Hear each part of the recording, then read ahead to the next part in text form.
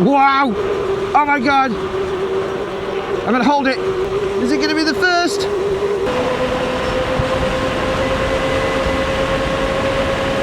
I feel like I haven't experienced any e-bike with this power, but I know what a lot of people are gonna be saying.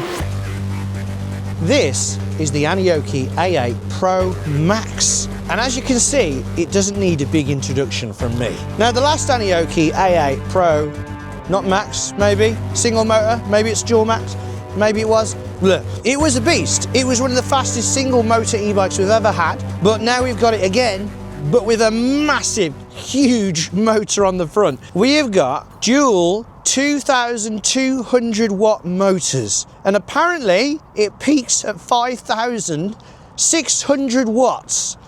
That is insane. Having said that, the website, it's a bit iffy. Sometimes they say 5,600, sometimes they say 5,400. They say it's got a controller that peaks at 70 amps.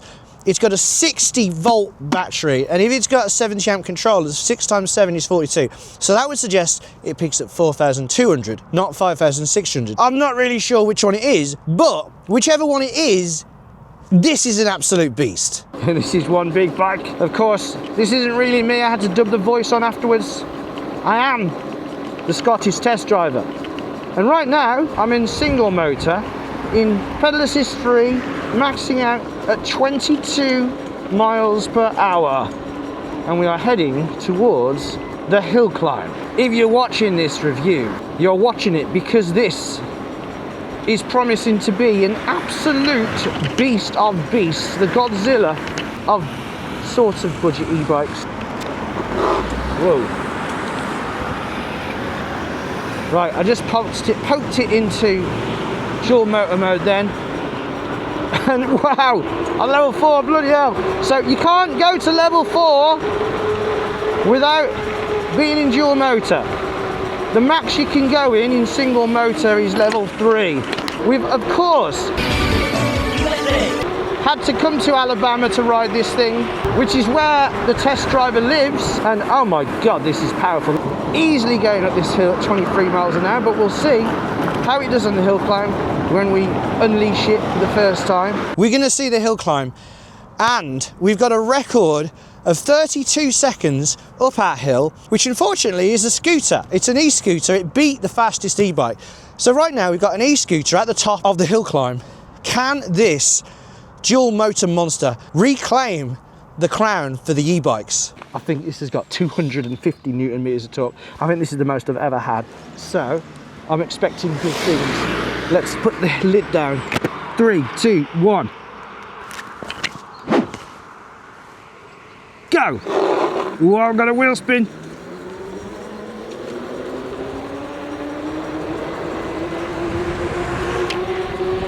$30 miles an hour, 31, 32, 33. Wow! Oh my God! I'm gonna hold it. This is good. Is it gonna be the first? Let's get up. And across the line. Wow. Pretty sure that is gonna be tough. But you get such insane power.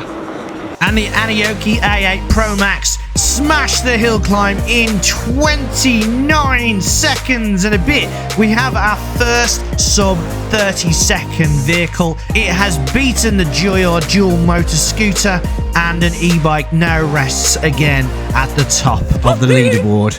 The thing is though, this is meant to have a top speed of 46 miles an hour, which is obviously faster than the roads I'm on in Alabama. And it's kind of, I've got to watch out, you know. I keep getting insane bursts of speed without really meaning to, because of the full length throttle. I mean, I like a full length throttle, it feels really good, but I think on an e-bike, half grip throttle's probably better. But what I will say is the throttle's got good control, so you can actually twist it slightly. Something the bike also has, by the way, which might be worth using, is lights with high and low beam, so you can actually flash people if you need to. Low beam, high beam. Isn't really a high beam, it's more of a focused beam. And the rear light is also a brake light, and of course it has the indicators. Quite bright indicators actually. Still no buzzer. I would like a buzzer just to remind us that we are indicating. Jesus Christ, I've got to remember as well, this is actually a pedal assist bike, because sometimes it's giving me power when I'm not really expecting it. I like that they've given good sized battery to go with the dual motors. Dual motors, they really drain the battery, so it's good they've given a massive battery. I feel like I haven't experienced any e-bike with this power, but I know what a lot of people are going to be saying. Look at it, it's not really an e-bike. A lot of people think, well, that's pointless. But if you are in an area where you can ride one of these, damn, this is fun. And the battery, let's just take a quick look at that battery. Put the key in here, give it a turn, pull it out. Look how big this is. 60 volts, 70 amp hours, 6 times 7, 42, 4,200 watt hour capacity. Good for 80 to 86 miles an hour if you let the bike do all the work. Even further if you're willing to do a bit of pedaling. Close to 250. It is absolutely insane. But I'm just happy that we've got such a big battery to power those two massive motors. Drop it in. It's already locked. Just pull out the key. You don't need the key. Oh, all right, it's not locked. Drop it in. Actually lock it. No. There, now it's locked. Okay. So to be able to get at least 80 miles of range on an e-bike with throttle, that is mad. 80 to 86 with throttle. The things that you usually want to be good on an e-bike are kind of very average. For example, the pedal assist is just standard cadence sensor. So if I start pedaling now, power kicks in. As we go over the worst road in Wolverhampton, it is so responsive. This does have big, chunky, 20-inch, 4-inch wide tyres. Nothing unusual there. They're not bigger than the normal fat tyres. They're just normal fat tyres. The dual suspension is very, very comfortable, as you'd expect for a bike like this, which is, let's face it, it's a motorbike, isn't it? It's an electric motorbike. It's faster than a moped, so you can adjust it using air, and you can completely lock it out at the front. It's very nice. You can hear that air suspension breathing. This is very weird. Let's check it out on an R test.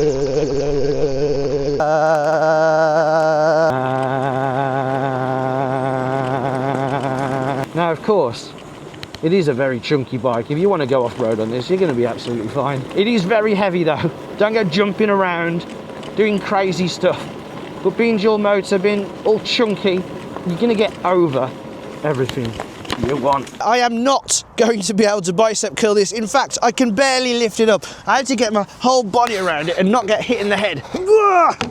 See, I had to squat it instead of lifting it. It is absolutely ridiculous. It's not a folding e-bike, thank God. But the question on your lips is probably, can the bike really do 46 miles per hour? Well, let's double up and go to a private estate in Alabama.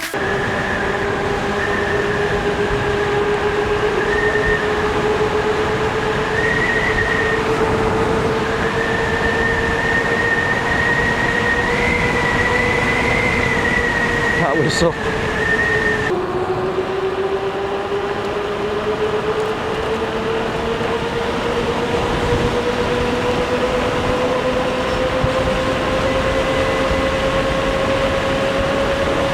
$45, $46. That'll do. 46 on my great uncle's estate, which is also in Alabama. By the way, it's so smooth at speed, so stable, it's lovely. Ugh. So, something kind of clunks. I don't know if it's the battery gun, or the frame. It's such a big frame, but it is comfortable. The saddle is massive as well. Like these cars, they're going about 20 miles an hour, and I feel like I could easily just go around them, but I won't. And the other thing that's kind of average, as well as the cadence sensor. By the way, on a bike like this, I don't mind the fact that it's got a cadence sensor, because you've got a throttle that's just going to get you going. So you don't have the worry of not being able to get the power straight away because the throttle just kicks in. And also it does mean you don't have to keep your hand constantly on the throttle, you can keep pedaling. So I'm fine with that. The other thing though that is not really that good are the gears. They are 7-speed Shimano Torquey, which is very, very bog standard. And to be honest, I can't feel that I've actually engaged the crank. Like, I don't think I've done anything to help this bike at the speeds. I was indicating left then. That is really important, like, because you can leave an indicator on, and if you're indicating left but you want to go right, then all the people are going to think you're going the wrong way. It's a good job you don't have to pedal that much on this because the saddle is so wide. It does feel comfortable, but it's so wide that you can feel it kind of chafing when you pedal. Now, not only is the battery huge and the motors, but we've got massive brakes to deal with that. Hydraulic, of course. I'm not sure of the size of the discs, but we kind of judge them by comparing them to Saturn's rings.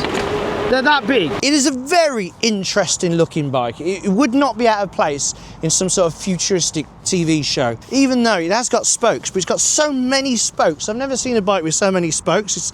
I do like it, actually. It looks quite nice. And the way it's got the big discs on the front, just covering it up. 300mm rotors. That is 30 centimeters, the same as a big school ruler. No one on this side, just that massive motor. By the way, those brake discs are a bit special. They're like racing grade. Let me tell you what they said about the brake discs. So I've got some writing. The industry's first electric bike with CBS and dual front disc brakes, engineered for unrivaled stopping power, ensuring stable and consistent braking performance. Basically, they're good. Right, here. Nice chunky stand.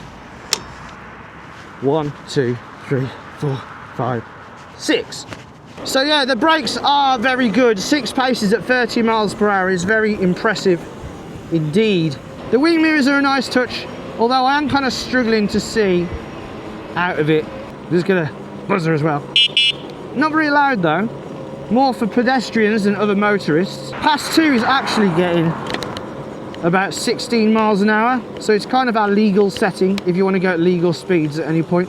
You might find it useful to be pedaling at times.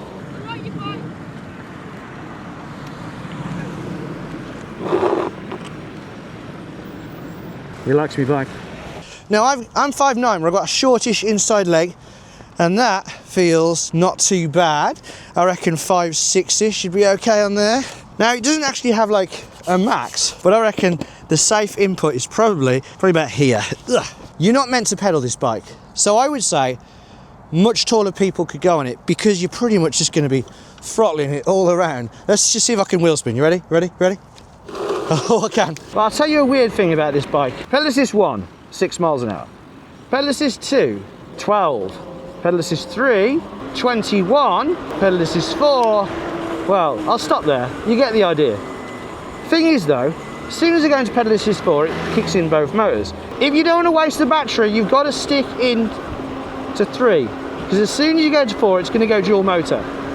Thing is though, I really wish if you went back down to 3 again, it would go back to single motor, but it doesn't. It stays in dual motor. So now I've got to do pedal assist 1, 2 and 3 in dual motor mode. And obviously there's no pedal assist. Let's just see what that's like.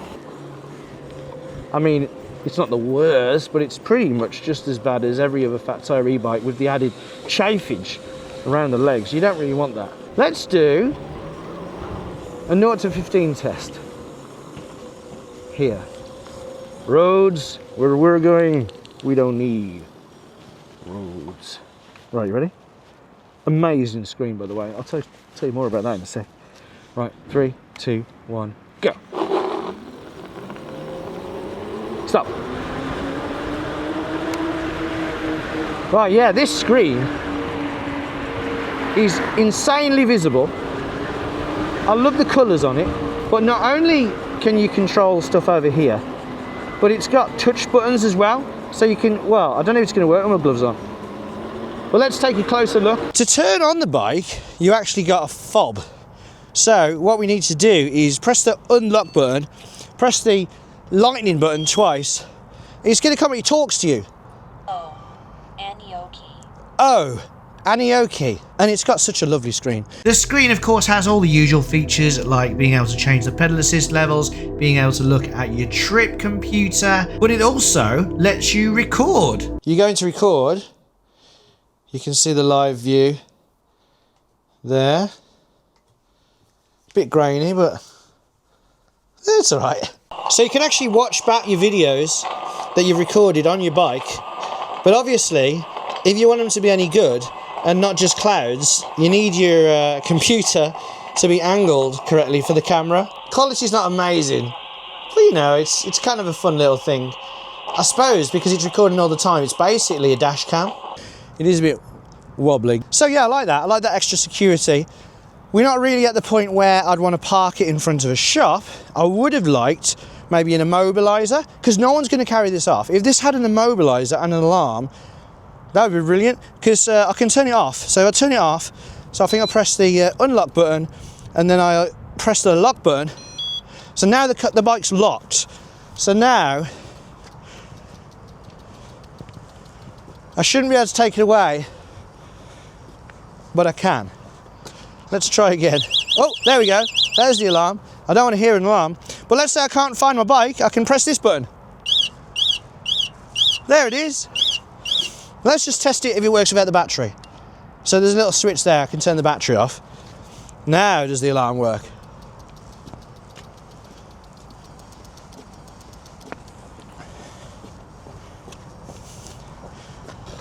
Oh, it does, it does. Sometimes it's just a very delayed alarm, but it does work without the battery on, which is good, because that would be really rubbish, wouldn't it?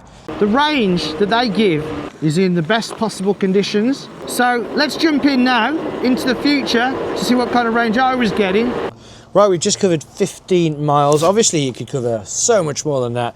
It is reading 5 bars out of 5 at the moment, but it did go down to 4, so I'm going to say it has lost a bar. 5 times 15 is obviously 75 miles.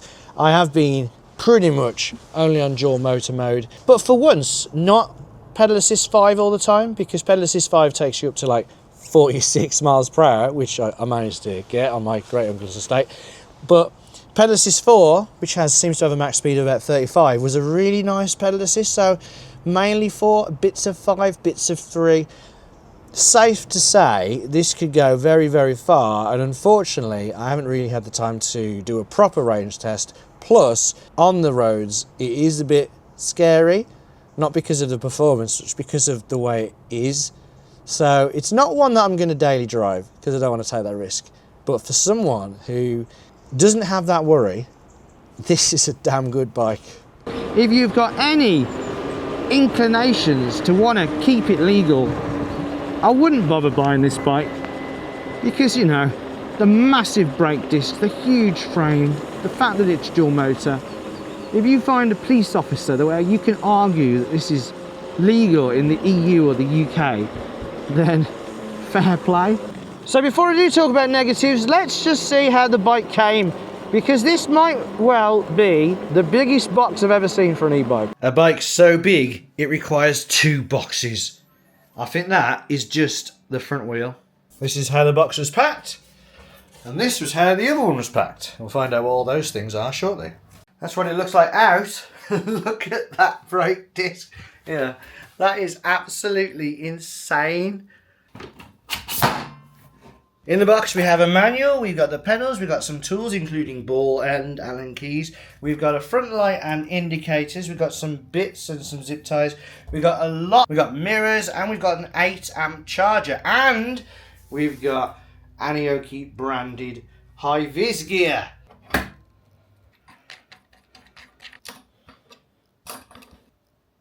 Boop. Be careful here. Make sure you tighten it up really well, otherwise your handlebars are going to move independent of the wheel. It is quite hard to tighten, especially with these rubbish tools. They look nice, but generally shiny tools are crap. This for the front light, down here. Attach the front light, get the indicators on, thread that through there, shove that in there, plug the wire in, and I hope you get the right one. One of them's got a sticker on it, and I reckon that is the left one. Pedals on. Whoa, don't fall. Get the rear mudguard on. You see that? I'm going to sneak this around the wire. There we go.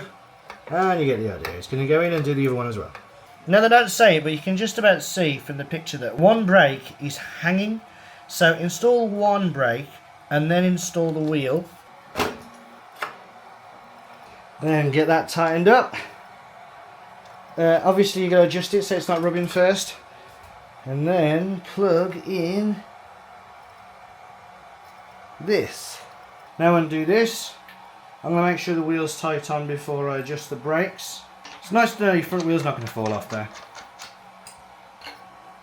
Get this splitter thing on that was dangling down there. It might be worth getting on before the light, but it's not too bad though, especially with your ball end Allen keys. I would like the wing mirror on, so I have loosened these two. Just shuffle them on a little tiny bit, just so I can get the very thin wing mirror mount on, so it can be as far that way as possible. And on they are. And the beefy 8 amp charger, that's a fast charger, should charge the even more beefy 60 volt 70 amp hour battery in about 8 to 9 hours. Blow, my pretty, blow. Right, so negatives. Even though I am having such immense fun on this bike, there are some negatives I've picked up. For example, the gears are absolutely pointless. It might as well have no gears whatsoever, which also means the pedals are pointless because you can't really help at the high speeds, and I'm not sure who's going to buy this to go slow. There is a speed limiter, but it's pointless because you won't be able to argue to anyone that it's legal. The indicators really need some sort of visual cue more than just the switch that you're indicating. I suppose that is your visual cue, that if I look down I've got a blue light on letting me know that I'm indicating left currently or right. Thing about the screen, it is like ugh, just like it's going to fall off. And also I keep trying to, when I go onto this, I keep trying to touch these, which reminds me that it's all wobbly as well, so it is very clunky. But really that's about it. It does everything it's meant to do. It is an absolute monster. And if you are in the market for a monster, this is the most monstrous of monsters. If Godzilla and Mothra had a baby, but then King Ghidorah came along and had a baby with the baby, this is what you'd get. It is the absolute king of monsters. That does bring us on to the price of this. It's not cheap. It is over £3,000. It probably is worth that much money, but it is a lot of money, especially if you're just after a nice simple e-bike to get you around. But for a bike that can go 46 miles an hour, can carry massive heavy loads, well engineered, has amazing brakes and a massive battery, then it's probably a very good price. But yeah, that is the Aniioki A8 Pro Max, and I do love it, but it is more of a motorbike. If you are in the market for something like this, then there are links in the description. Also check out the discount code so you can save a bit more money. If you do use our links, it'll just take you to their website as if you googled it, but it lets them know we sent you, so it gives us a little bit of commission, so it helps me to review the bikes that you might or might not be interested in. But thank you so much for watching. If you enjoyed it or found it useful, do hit that thumbs up button. But if you didn't, thumb us down and tell us why in the comments. Until next time, ride safe.